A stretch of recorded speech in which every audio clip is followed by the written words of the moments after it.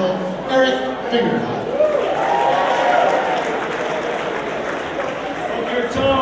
Bug your toe.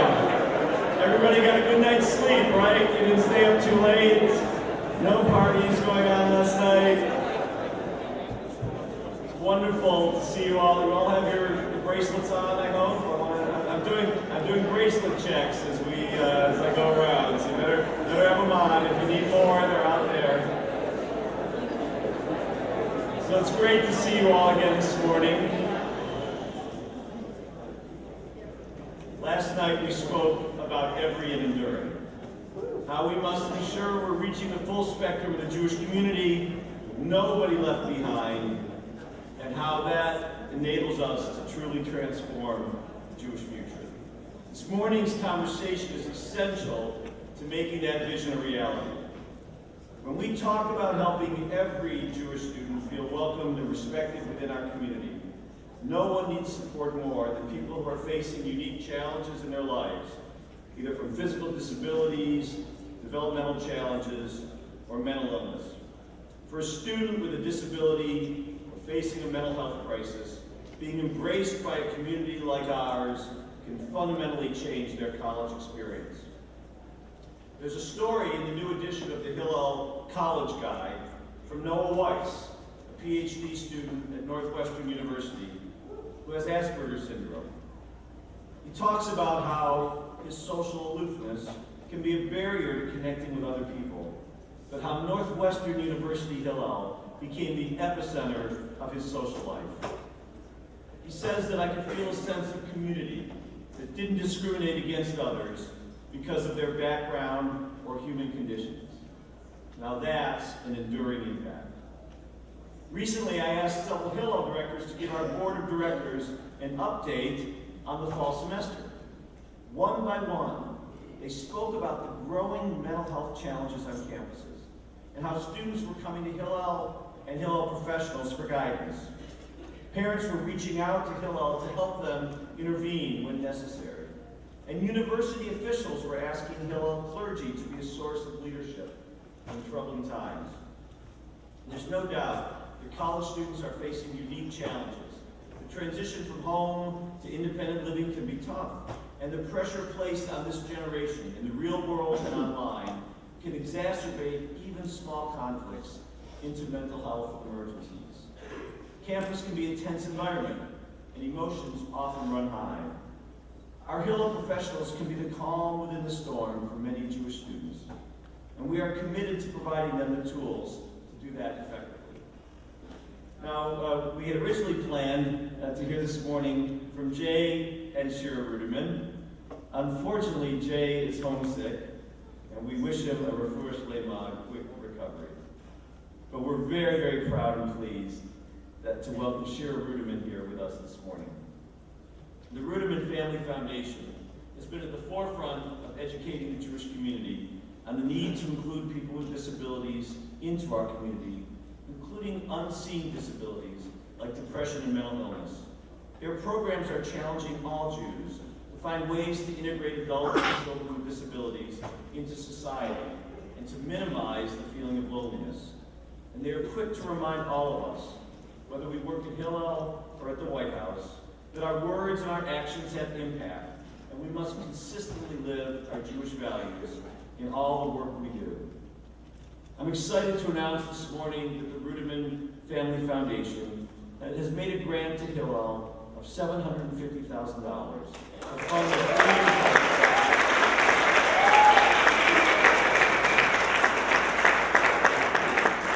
to fund a three-year program to focus on disability inclusion at Hillel across the country through our social entrepreneurship and student engagement department.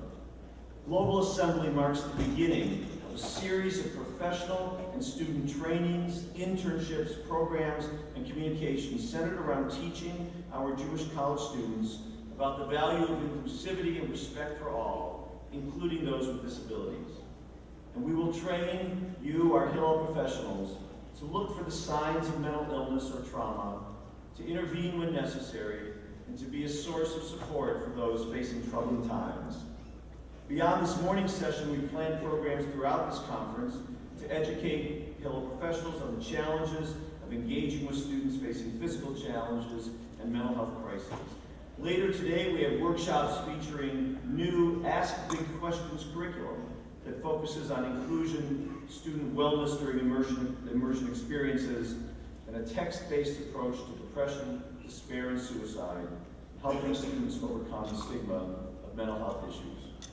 We believe that through this generous support of the Ruderman Family Foundation, Hillel can create a new generation of advocates for disability engagement and inclusion.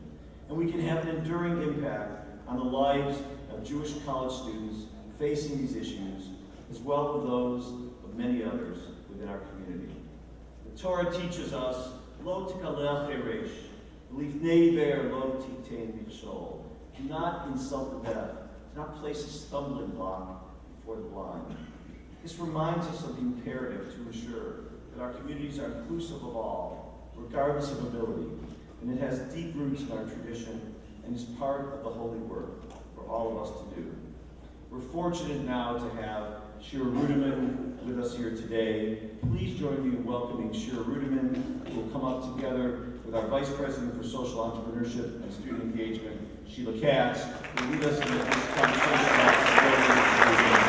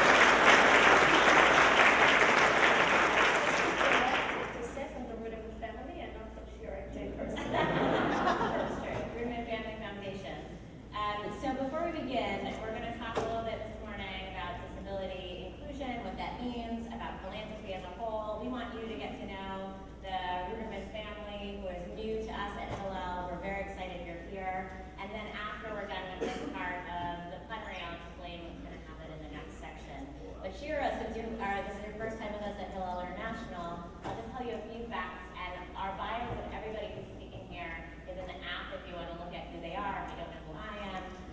But a few fun facts that aren't in the bio for Shira that I learned is that she ran for mayor in Israel, that she was a commander in the Army Intelligence Unit in Israel.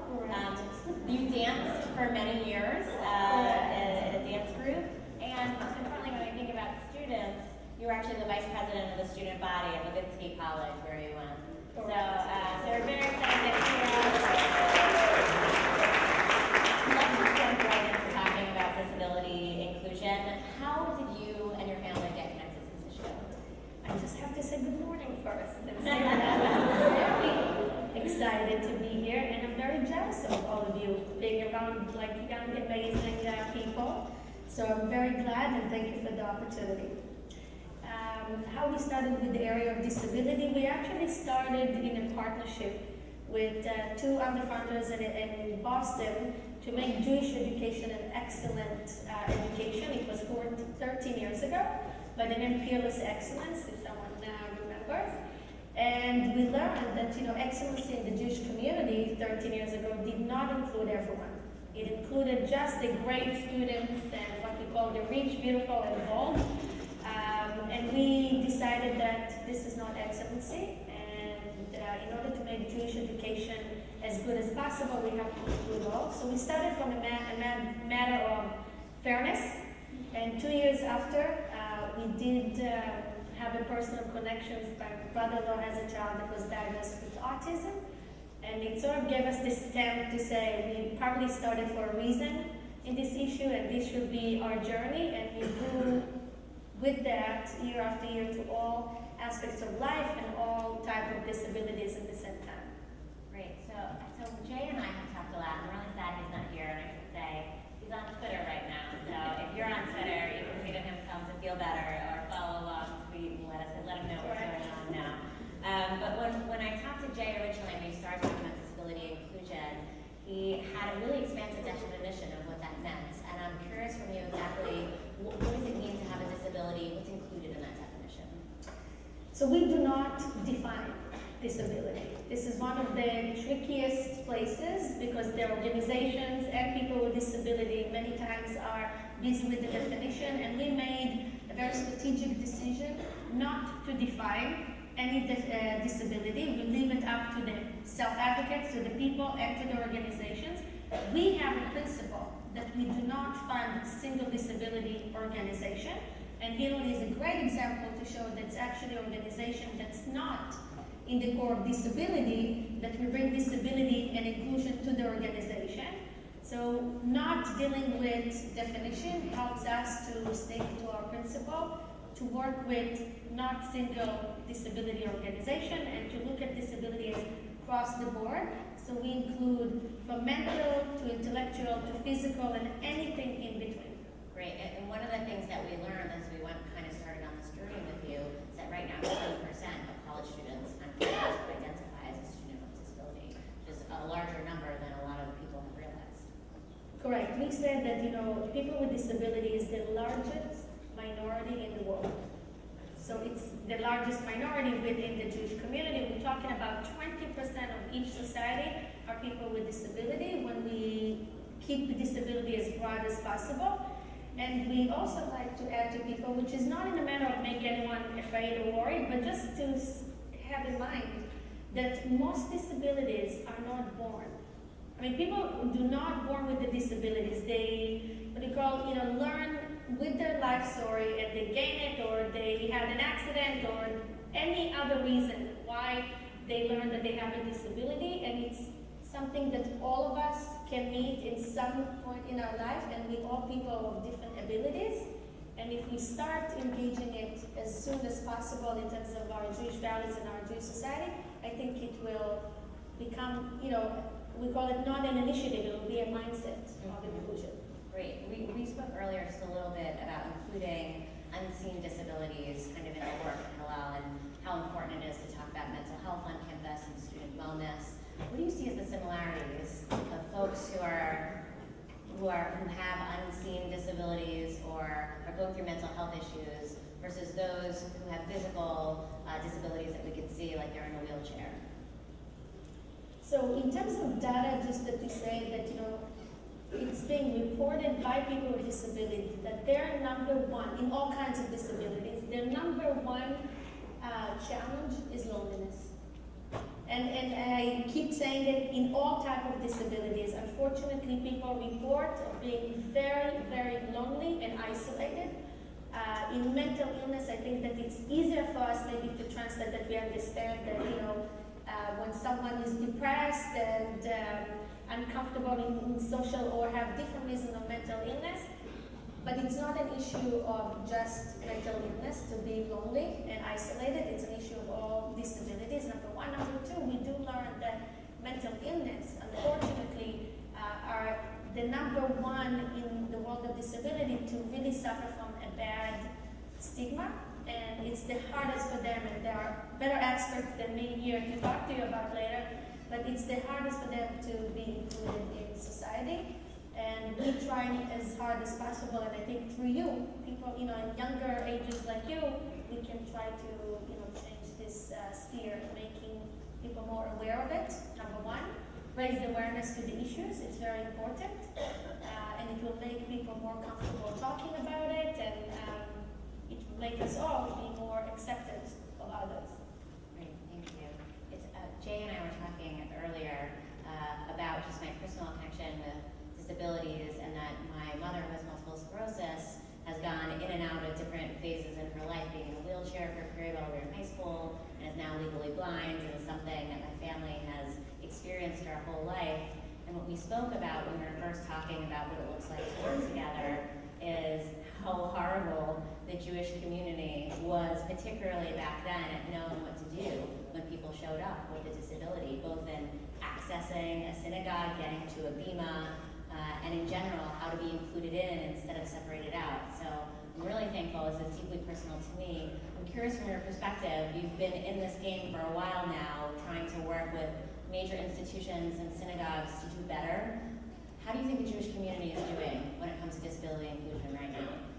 So So we work in the Jewish community across the United States, and we work in Israel. So I include in the perspective that I'll speak and share with you here Israel as well.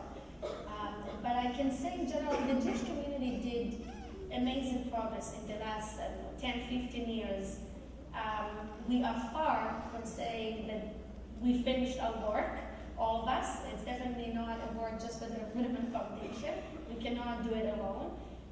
And we see more and more, organizations willing to deal with the issue, willing to accept the fact that they did not do well so far, and open doors and have initiatives and do outreach. But we are not yet in a place that I think a society and a Jewish community should be. We still have a lot of work to make sure that we have groups of people that are not isolated from our community. We are groups of people that do not feel comfortable due to how we speak, act, or service our community. And Israel is in the same category. We have a long way to go. But I just want to give you an example of something that we can all do. A few years ago, it was 20, 30, in the United States it was earlier to Israel. Most places were not physically accessible. Now, physical accessibility is something that we all very comfortable with today. It's much easier to think about. But if we think 30, 40 years ago, it wasn't that easy. But once we put the right ramp, and once we understood the need, people with physical accessibility could be part of anything that we all do, part of our life.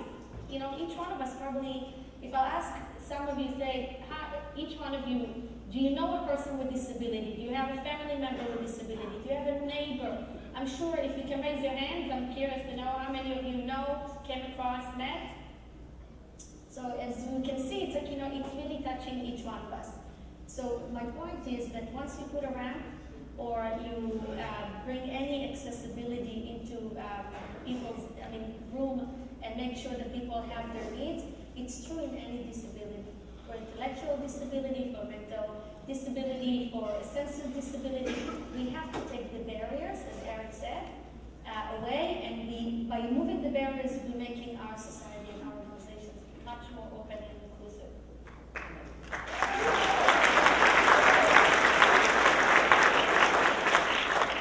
So I want to pivot slightly and start talking about philanthropy. We're happy that you're here and new to our Board of Governors. We have a lot of our funders in the room as well. I just want to read a quote from an op-ed that Jay wrote a while back, but I tweeted earlier if you want to read the whole thing. It was in response to, I think, the statement on Jewish vitality that was in response to some work from the Pew report, which now I feel guilty because I think we went to this whole conference without saying the word Pew, and I have now been the one who brought it up. My sincerest apologies. No. Okay, so here's what Jay says, and I saw a lot of Hillel professionals tweeting this and posting it on Facebook.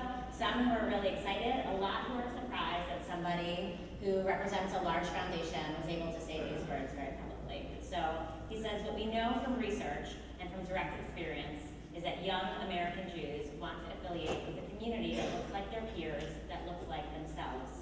While some of the leaders on this list, referring to the statement on Jewish vitality, may represent future generations, the top-down process has to change. If we want to genuinely enlist the commitment and energy of young Jews in building their own inclusive Jewish future, then we must include them in the process, hear them out, and allow them to help fashion solutions. The real answers will be found by the young Jews themselves, or they won't be found at all. Can you share a little bit about your approach to philanthropy and the difference between the top-down versus the bottom-up that it sounds like you're going for? Sure. So first, I do want to acknowledge the fact that we have a very dear friend here, Lynn and her daughter and their staff, which we see as colleagues. But as you probably know by now, once you represent one foundation, you present just one foundation. So we make sure that people understand that we speak just for ourselves, and it's our philosophy.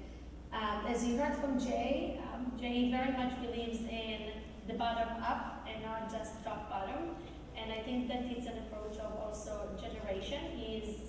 We are what we call young professionals in philanthropy. Not everyone as our colleagues agree and understand our philosophy of getting to the people, getting direct response from you as students, from the self-advocates, from the organizations, from the professionals, from the public in general. It's very challenging because it's a place that is not so well understood in philanthropy. But our philosophy says that the fact that you have wealth doesn't make you a leader. We want to make a very clear separation between the two. And to be a leader, if you wish to be, or you see yourself as a leader, you have to make sure that you're connected to the people, you feel what they say, you understand, you don't speak above them, you speak in their eye level, and we try to do that in various ways. We also learn that. It's not something that we born with. We take the responsibility and try to be up to date. So we have conferences that open to the public. We're very active in social media. We write op-eds. We do a lot of think tank opportunities. So we invite either professionals or self-advocates from all types of disabilities or the U.S.-Israel relationship. It's our philosophy in the foundation. I would say that it's not always easy. We're being judged for it, or not well understood by the organizations, because we approach the organization like yourself as a partner, and most funders do not act as a partner the way we are, so it's very confusing. We try to make it clear that we're not just funders, and we have our mindset and our philosophy in it. So it's very challenging. It's to make the Jewish community more democratic. I think it's something that's very appealing to us as a younger audience. It's not that simple and easy in practical life, but it is important to be in touch and engage in the discussion. And at least I think that one of the things we're trying to encourage our fellow philanthropists is share your agenda. Share your agenda, because the Jewish community is very diverse and it's very changing, and if we want people that are part of the Jewish community, but those that do not affiliate and they're still part of the Jewish people, to be part of the discussion, we can't narrow the opportunities of discussion. So it is challenging, and I would add to that we try to do both. We try to do bottom up, which the examples that I gave, but we also understand that in order to be effective, we have to speak with our fellows top bottom, and we take the opportunities to do that as well. So, great. As we think about launching this new Ruderman Inclusion Project at Hillel, we're very excited. There's going to be a lot of opportunities, critical opportunities for the field and for students to be participating and shaping how we move this forward. And so this is like a really important moment to actually say to everyone here, this topic is of interest to you. If you want to make your mark on Hillel, and talk with us about what it looks like to really infuse disability inclusion into the core of our organization. We want to hear from you. We want to know what students you're working with that care deeply about this, and we want to include them in that process in the spirit of how the Ruderman Foundation operates. So you'll find us afterwards to talk about that. we should offer to people to think of, when you say inclusion, just have in mind people of all abilities. And I think it's very helpful, because you learn very quickly, as I personally learned, as we all, that every person has something to offer. And none of us is good and great in everything, despite the fact that we think we are. And it's very helpful, because the word inclusion can make us sometimes think like, oh, we are the one open the doors, and I would just, be very careful to say that it's not the approach that we like to introduce when we work. It's not that we, as the people without disabilities, open the doors for those with disabilities. It's very mutual, and everyone has something to offer, and the inclusion is in the fact that the value should be such that, and the Jewish people, we all like to say, Kol Yisrael Arabim Zeh Lezeh, if we really mean it, we have to act like it. So I just wanted to make it clear. Excellent.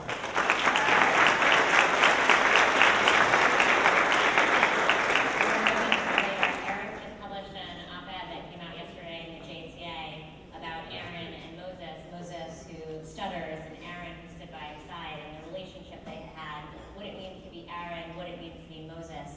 That sounds very similar, so if you haven't read that op-ed, I encourage you to read it. A question about your work, Shura, you manage the Israel portfolio. I'm curious from you, how is your work going about educating Israelis about American Jewry? And maybe a shout out to the Israel Fellows in the room.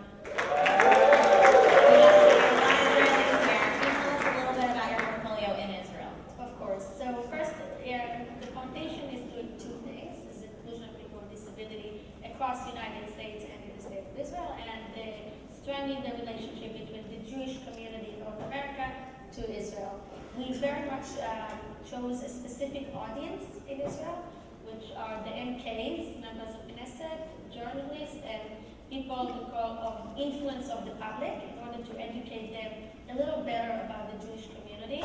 Because we learned, probably won't surprise you, but we learned that the people that make decisions are not really educated or do not really understand, educated on the issue. Don't get me wrong. Not educated on the issue or do not understand the motivation of the Jewish community, the reasons, the changes, the new phenomena, and we really experienced that in Israel.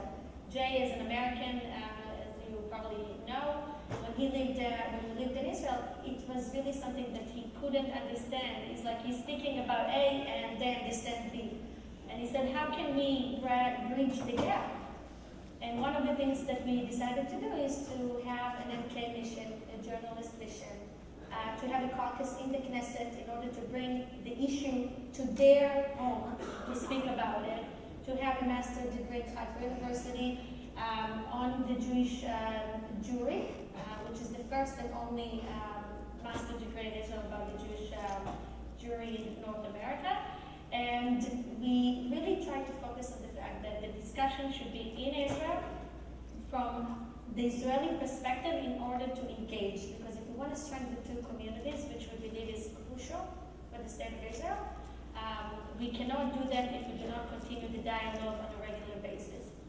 So we're very active on that aspect, and we're very active on the issue of philanthropy in Israel as well, in order to enhance the great models that people adopted here in the United States, and to enhance private philanthropy, which is not as developed in Israel yet. Excellent, excellent. We hear so often about one side of it here because we're here in the States. So now you know when you visit Israel, you're going to have to stop by and say hi to the Ruderman Family Foundation and learn about the great things they're doing there. Just one last question as we wrap up. We're new on this journey together, and I'm curious to hear from your perspective what you're most excited about, or what you hope to get from the Ruderman Family Foundation and Hillel partnership as we move forward. So first I would say that, students, we think, are the future. So if we do not engage with students, we probably miss something about our future. And we count on all of you to lead us to good places. So we truly believe that, with the work with Hillel and through the students, we can do a couple things. A, raise awareness, and look at inclusion as an issue of social justice and human rights, and tikkun olam, as broad, as big as you can dream of, because we truly believe that one of the reasons that we did not meet the potential of inclusion in the Jewish community, because we don't view it as a human rights issue, as a social justice issue, as part of our tikkun olam.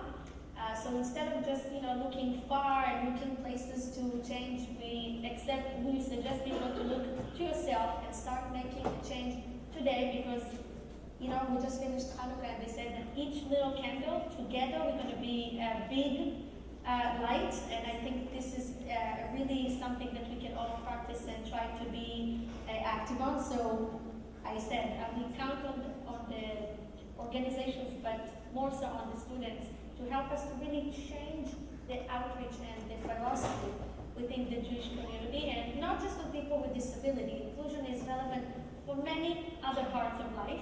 And we welcome you to use the opportunity through disability to open the doors and your minds to many others. The other thing that we hoping that it's not going to be a matter of a project. It's not going to be a matter of initiative. It will be part of your life philosophy. It will be a value that you adopt. Hopefully starts here with a partnership with you, but you'll take it to all areas and all stations of your life. And I would maybe add one more thing, that doing the partnerships with you, we're talking about a few different circles in the same time.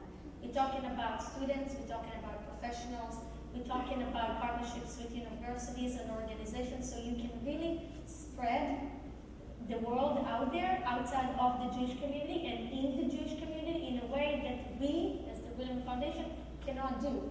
We do not feel ourselves that we can do this job alone, or we are the only one that can make the change. The opposite, we think that just through partnerships like you and with you and others, we can really gain more power together and make a meaningful change in our, hopefully in our Jewish society, but overall in the secular society as well. Well, we're ready to do this work and really thankful and grateful for your partnership. Thank you so Thank much you. for being here.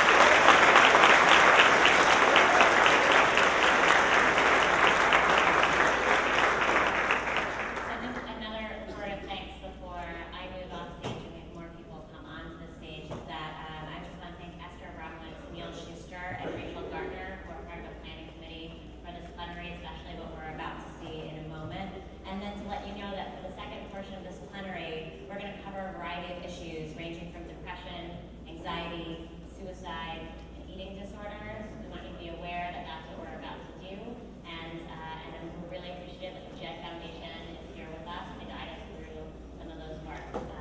So thank you to Shira and Jay. And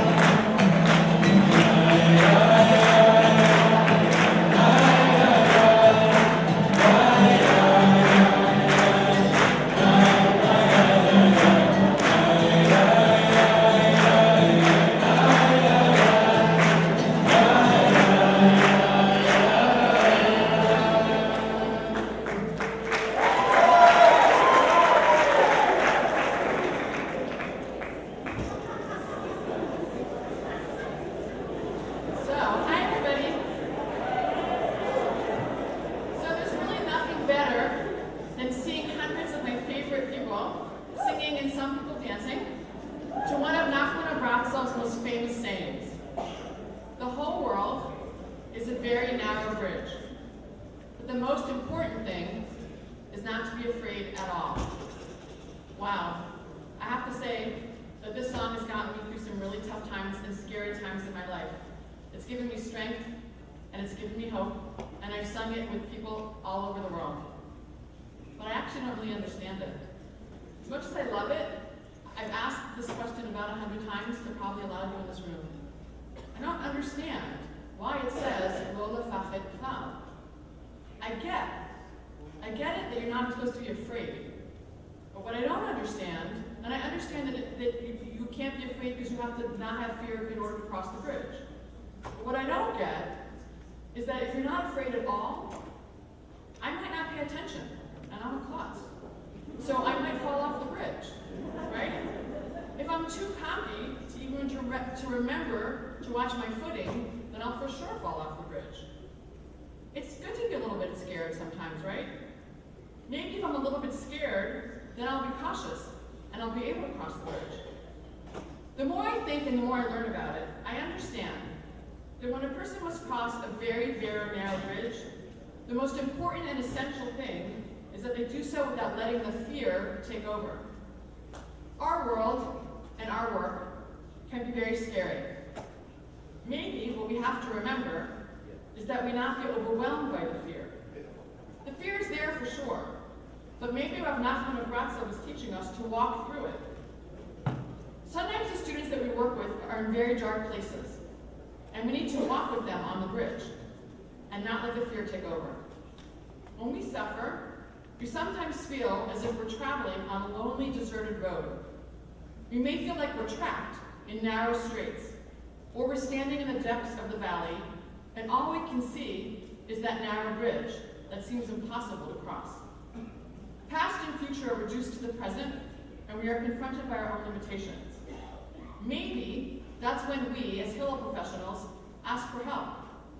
Hold our students' hand, cry with them, or simply ask them what they need. This reminds me very clearly of the Mishaberach prayer for the sick. I remember standing up in my feminist Orthodox community in Jerusalem. We stand up for this prayer. I know that in a lot of places people meditate or say people's names or sing. There's lots of beautiful tunes to the Mishaberach. It was about 10 years ago, and my mom was hospitalized again for severe depression. I had heard the Mishaberach for the sick a million times, but I never really listened to the words. As I stood there, I heard the words Refuat HaNefesh and Refuat HaGuf, the healing of the soul and the spirit and the healing of the body. And I started to cry as I realized that my community was joining me in praying for my beloved mother's nefesh, for her soul and for her spirit, not just for her body. While our society might not always be there yet, our tradition was honoring and acknowledging that mental illness and physical illness are both worthy and in need of healing and prayer. Judaism is steeped in the understanding that our nefesh needs to be nurtured and cared for as much as our guf. Like you said, Esther, it's nice to sing, especially when everyone knows the song. And some of you I talked to earlier, I said, please sing, get up and sing. You did. I didn't have to worry at all. But why this song? Was the question that we talked about. Why this song and why does it connect to this topic of inclusion? But especially why this song, given that, as you point out, that when Nachman of Bratslav was saying, it seems kind of like bad advice. To not be afraid at all in the face of danger. It's not resolve or bravery, it's foolishness.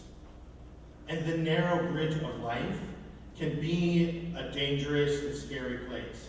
Why on earth should we not be afraid? And especially, why should we not be afraid at all? Klal. So, does this mean that Nachman of Bratslav was wrong? I don't even know what to do with this. It's such a great song. Am I going to stop saying it? Or maybe I need to take another look at how I understand it. Maybe it doesn't mean what it seems to mean at first glance. Why did Nachman say, Lo lefached klal, to not be afraid at all. Wouldn't it have made just as much sense, or more sense, simply to say that the ikar, the essence, was lo lefached, not to be afraid? But maybe he didn't say it that way because that's not what he meant. Maybe he was exactly right, that the most important thing isn't simply not to be afraid, but not to be afraid overall, bichlal. Not to let the terrifying particulars of the fear-worthy moment overflow into a generalized, paralyzing fear of life itself. Because isn't that what happens in the depths of despair? Isn't that why, at the edge of the precipice, the abyss can seem so alluring? It's that sense that the anguish, the shame, the humiliation, the darkness of that moment is going to be for everything and for always. Maybe what Rebbe Nachman was saying is that the most important thing is not to let the fear that belongs in that place and time expand until it flows like a blinding darkness over our view of everything in life. Maybe what he meant, to put it in other imagery, is that when you're walking through the valley of the shadow of darkness, to remember that somewhere out there is light. It's okay, lefached prat, to fear the particulars of a scary moment. We just can't let the prat become the klal. We can't let the particulars become the everything. Sometimes when we're in the darkness, we cannot see. We cannot know that there are others with similar stories. Our stories actually may fit into their stories. We are blessed today to have the chance to connect and to hear personal stories. And with that in mind, we'd like to welcome up here psychiatrist Victor Schwartz. He's the medical director of the Jed Foundation. And former dean of students at Yeshiva University, director of counseling services at NYU, and he serves on the American Psychiatric Association's Presidential Task Force on College Student Mental Health. Dr. Schwartz is the co-editor of the textbook, Mental Health Care in the College Community. Please welcome Dr. Schwartz.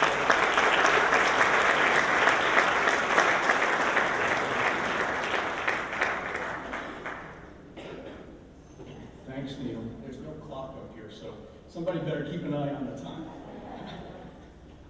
I really want to thank the leadership of Hillel, Sheila, and Eric, and really the Ruderman Family Foundation for shining a light on a very important topic. I think we'll talk a little bit more about why I'm here and what we're talking about and the reason for it. But first, just a couple of words about the Jed Foundation. I know some of you may have had a chance to meet with some of our staff who were here last night, but for those of you who weren't, the Jed Foundation is a nonprofit that really works to support the emotional health and mental health of young people, teens, and with a particular focus actually on college students, so we're aligned in terms of our populations of interest. We do this work primarily in two ways, or two buckets of work as we like to talk about it. One is that we actually work with educational institutions, in the past primarily colleges. We're moving a little bit younger to start working with high schools as well, to help them evaluate and really enhance their services around mental health. We do this in a really kind of public health community-based way. It's not just about the clinical services, which is, again, partly some of the role that you all can play in working with us. And the other is through a series of resources and programs with which we try to educate young people and the communities around them around what are really some of the concerns that they need to know about and how to respond when someone is in emotional trouble or having a mental health problem.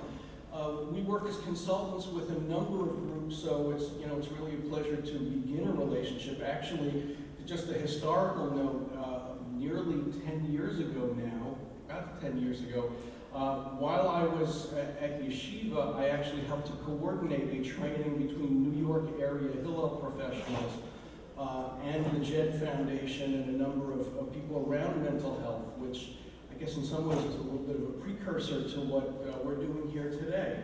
Our programs reach thousands of schools. We have about 2,000 schools who are participants in our Youth Lifeline program. You can find all this stuff on our website, jedfoundation.org. And probably several million young people a year have contact with our videos on our Half of Us website and Love is Louder, which are all ours. Some are co-owned with other groups. We work as consultants with MTV and Facebook and HBO. So we get to reach a lot of people through our partnerships and work with other groups. So we've heard from a number of Jewish leaders and rabbis talking about mental health. I'm going to turn the tables a little bit and talk in a bit of a rabbinic vein for a moment. I'll explain this to you guys. Laura's going to follow this afterwards. So at the Seder, I know it's the wrong holiday, but what can I tell you? We really, if you think about the structure of it, we pose a number of questions of a kind of paradoxical nature, and then we tell some stories, and that's what we're going to do with you for the next half hour or so. So first, a few questions. First, what am I doing here? And I don't mean that in some deep existential sense, although we could talk about that later. But why am I, a psychiatrist working around college mental health, here talking to a group of Hillel professionals here at your annual meeting? Save that one for last. We'll talk about that when we're wrapping up a little bit more in detail. But I think you've already sort of heard some hints of answers to that in the comments you've heard already. The second question is, so how bad are things out there for young people? Again, you've heard some indications that there have been troubles. A number of you, I think, have come face to face with some very challenging situations on campus. But here are just some details of some of the things we know about what's happening. We have a really good bit of data through the American College Health Association, which does surveys twice a year of tens of thousands of American college students. And what we hear from them is that 51% of students say that they had overwhelming anxiety at some point in the previous year. 31% report that they were so depressed at some point in the previous year that it interfered with their functioning. 21% report that they've had treatment or been diagnosed with a mental health condition. So again, as was pointed out, 1 out of 5 people are really significantly challenged with mental health problems. 8% report in the prior year having serious thoughts of self-harm. So nearly 1 in 10 students on campus at some point in the prior year will have serious thoughts of suicide. 1 to 2% will make a suicide attempt. So when we think about approximately 20 million college students on our campuses, higher ed, college and graduate students, that's a pretty astounding number. A bit fewer than 1 per 10,000 per year will actually die by suicide. So again, with this number of about 20 million students, that represents about 1,500 suicides. It's just important though to keep in mind that when you think about these ratios, you have 10% of students nearly having thoughts of suicide. So there are about 1,000 students who are having serious thoughts of suicide for each young person who goes on to die by suicide. So there are many, many more people who are having ideation, which is an important policy issue, but probably won't have time to talk about that here. 33% or so of students will report that in the last 2 weeks, they've had an alcohol binge. So 33%, and this is an area where over the years the women have caught up with the men. So unfortunately, they've come a long way in ways that aren't always completely helpful. So these are pretty staggering numbers when you think about them, but I think there's been a lot of talk recently too about this question of, are students somehow sicker now? Are young people more fragile or less resilient than they've been in prior years? And this turns out actually to be a very complicated question to answer. Clearly, If you look at the American College Health Association reports over the last 10 years or so, and there's data going back quite a few years, rates of anxiety have without a question gone up. Depression has actually trended down a little bit. So clearly there's something going on out there that seems to be making anxiety currently a more serious problem. We also know for sure that one of the things that's happened, and this is something I think that impacts directly on all of you, is that more and more students are turning to the campus-based services for support and care. Partly that's a reflection of what's gone on out in the world of mental health care, where it's actually become harder to get good care in the community for a number of reasons that we don't need to go into. Partly this is good news. Actually, some of what we're seeing in counseling services, which are now nationwide, seeing about 10% of the students in the country in any given year. That's the national average. More and more students are coming for care inside the system, and there are many ways in which you can provide better care in an integrated, organized system than you can when students are off campus getting individual care. So some of this is good news. We've also made some headway in getting students more comfortable in reaching out for help. And again, some of the work of groups like the Ruderman Foundation to make it easier for people to talk about their mental health concerns and to reach out for help have really begun to make some headway. And that may also be reflected in some of the reports we see about increased complaints. It may very well be that there is a growing number of people who are prepared to simply talk about their mental health concerns where they may not have been prepared before. The curious thing is that, again, although there's been the sense that students are in bigger trouble, when we look at the most severe indices of distress, suicide attempts, suicidal ideation, and suicide, they haven't gone up. In fact, the rates have been stable over the last 20 years or so. If anything, from the 1980s to the first decade of the 2000s, suicide rates have gone down slightly among college students. It's also important to just note that actually suicide rates in the college students are lower than non-college attending peers. So it's actually good for you. It's safer to be in college than not to be in college, just as a statistical matter. You're better off being in school than not being in school, at least in relation to risk for suicide. So we have a system that's stressed. And remember what I said before, we're seeing 10% of the students in the campus counseling settings, but we have 40% of the students are dealing with significant amounts of distress. And that means that we really need to begin to widen how we provide support and how we get people who are in most urgent need well connected to the system. So we're going to talk a little bit more about this in the second half of the program next door.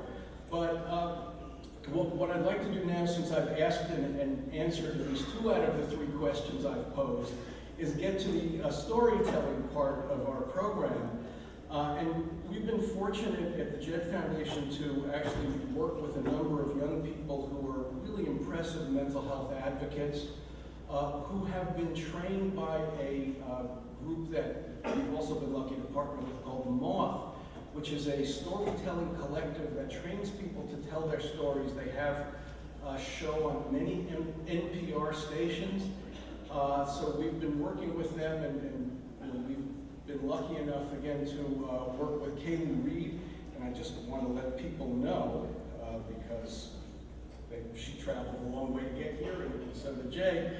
Kaylee, since finishing school, has actually founded a fashion line called Wear Your Label, which actually is an attempt to address stigma around mental health through fashion. So maybe she'll mention that a little bit. And Jay Stoller, who has been working with the Jed Foundation and really been advocating around mental health now for quite some years, who is a recording artist. You can download a lot of his work on YouTube or other places where you download things from iTunes, I guess. So, I don't know. I'm an old guy, I don't know about this stuff. Okay, so I think we'd like to start with bringing Kaylee up to the stage to tell us about her lived experience.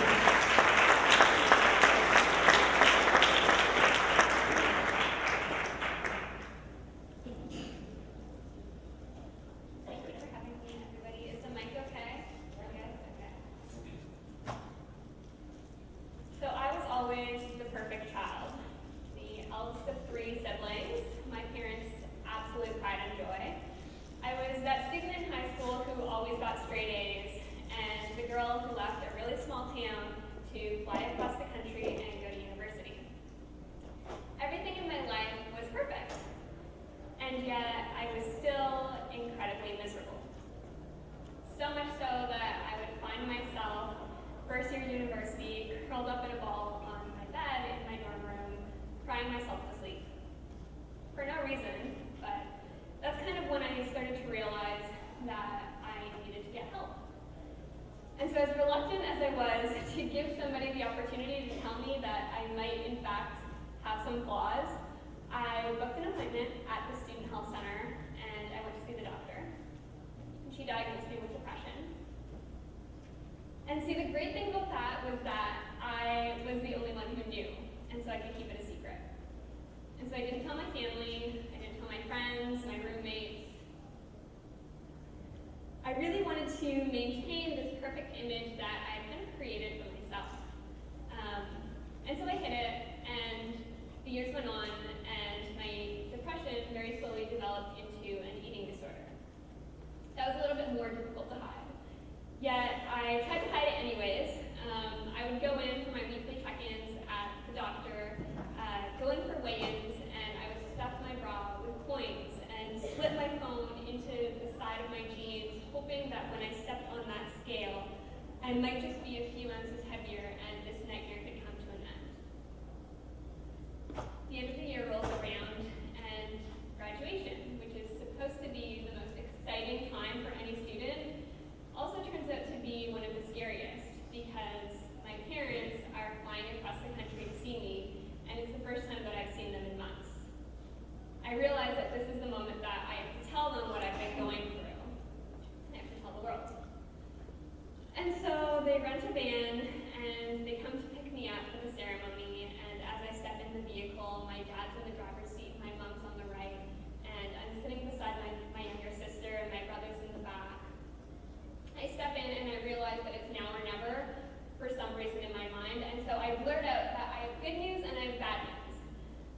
And the good news is that I'm on medication and I'm seeing a therapist, a nutritionist, a psychologist, and I'm getting a lot better. And the bad news is that I have an eating disorder. And it was silent, like this room here, for what seemed like eternity.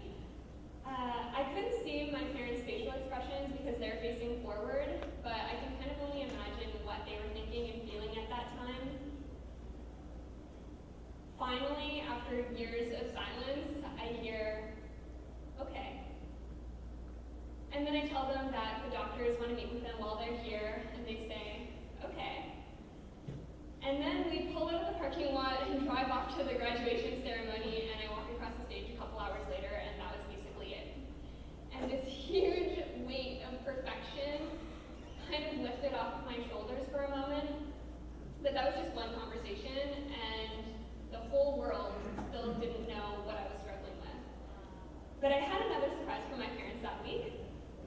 I had recently been accepted to do a business accelerator program for a new venture that I started with my friend called Wear Your Label, where we design clothing to create conversations about mental health and help empower individuals who are experiencing mental health challenges.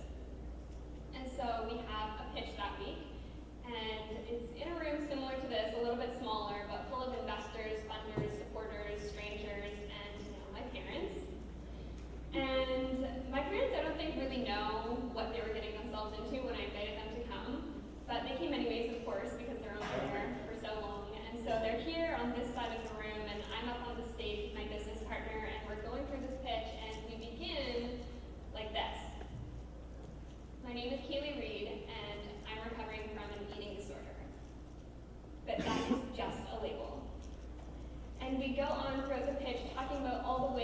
we envision ending the stigma through fashion.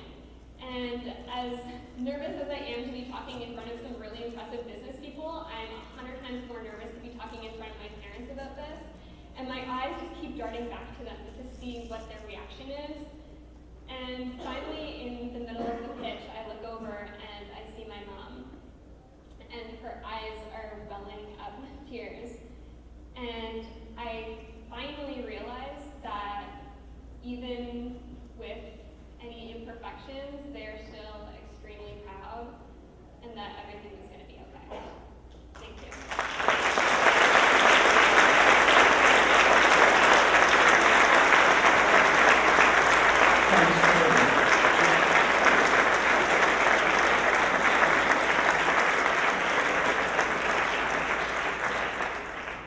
Jake Stillwater.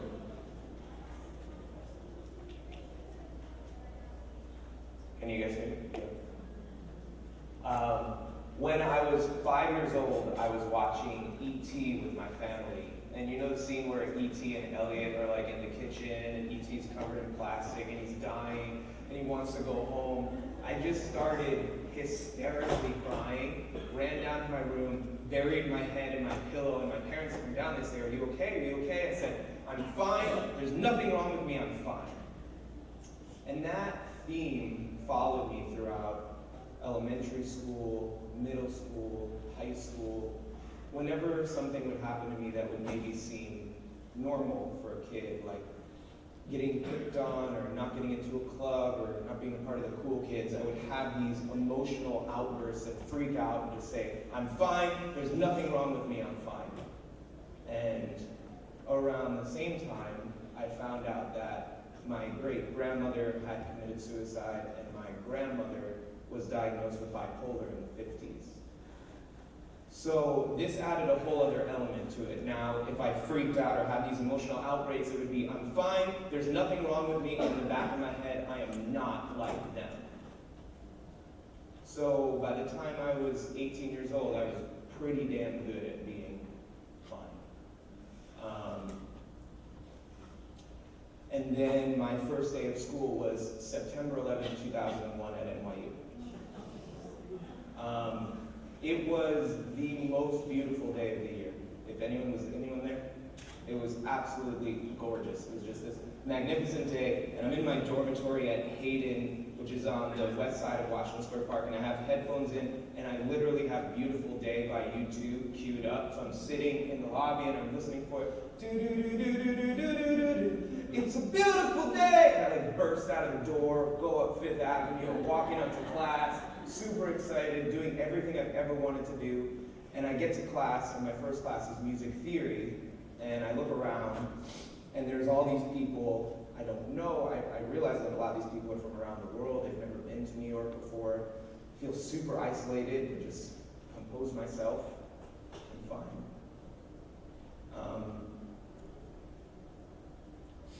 And then the head of the school comes in, and he tells us that the first building had fallen. And then they take us into another room, and they tell us that the second building had fallen. And I'm around people I don't know, our cell phones didn't work, completely alone, and now they tell us that we can go. So I walk out, and my studio was on 18th between 5th and 6th.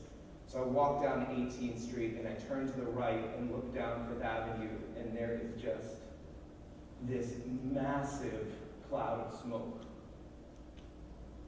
And you can smell it, and like time just stretches out. You see everybody on the street is frozen. And that moment there was the beginning of my unraveling. The next 2 years were pretty much a blur. Before I'd be able to have these outbreaks and just freak out. But now, instead of that, I would drink and I would eat. And when I would drink, I'd drink till I blacked out. When I ate, I would eat until I had to throw up. If I was around a ledge, I'd have to back up so I didn't jump. If I was around knives, I'd have to shut my mind down so I wouldn't think about cutting myself. And one day I woke up in my apartment and it is just covered with clothes, garbage, instruments. There are dishes in the sink that have been sitting there for 2 weeks, and there's literally flies coming out of it. And I'm sitting on my bed, and this light comes through the window and hits me on choice. I can live or I can die. And I picked up the phone and I called my mom and I said, I'm not okay. Something's wrong.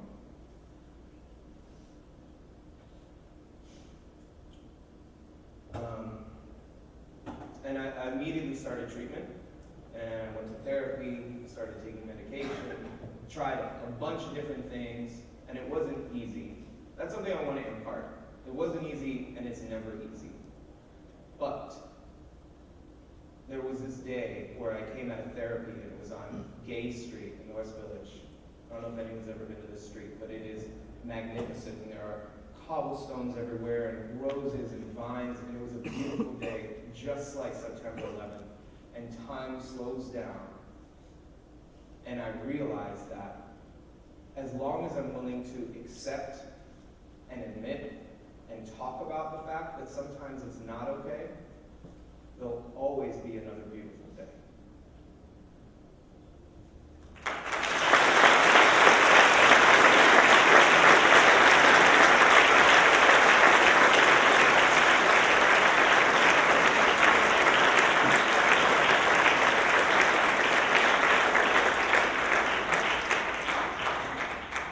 Thanks, Jay and Haley. That was very powerful. So,